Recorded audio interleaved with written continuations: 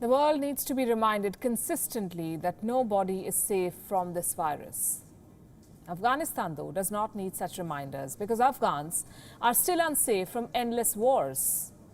The scale of violence has only escalated during this pandemic. There's bloodshed across the country. There are demonic attacks on Afghan women. The images that come from Kabul every day will shake anybody's conscience. But not the Western media, as it seems. The Western press seems to have turned into apologists for jihad. Let me start from the beginning. This is what happened.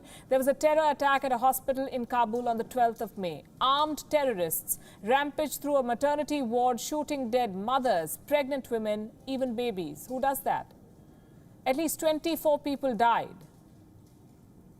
Who was behind this attack? Taliban terrorists, according to the Afghan government. Despite a repeated call and from international community, the Taliban have not reduced violence and instead they have increased their attacks. In order to provide security for our public places and to thwart attacks and threats from the Taliban and other terrorist groups, I am ordering Afghan security forces to switch from an active defense mode to an offensive one and to start their operations against the enemies. On the same day, 12th of May, there was an attack at a funeral in Nangarhar. The funeral of a martyred police commander. A suicide bomber killed at least 15 people and wounded 50 others. Who was behind the attack? Taliban terrorists.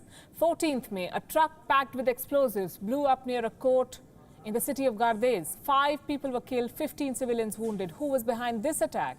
Taliban terrorists. What does this tell you? That the very idea of a peace deal is dead. The Afghan peace deal is dead before it came into effect.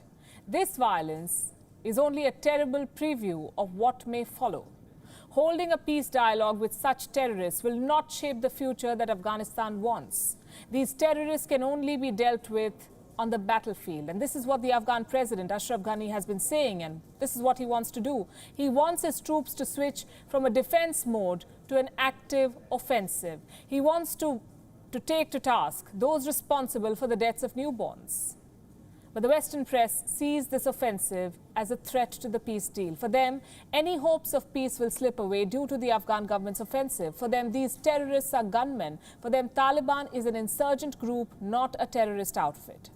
They seem to have willfully turned into apologists for jihad. So they must also share the blame for this violence, because the responsibility of acts of terror does not rest on those who commit them alone. A huge burden of responsibility also lies with those who justify these acts, and they're as dangerous as the terrorists they defend.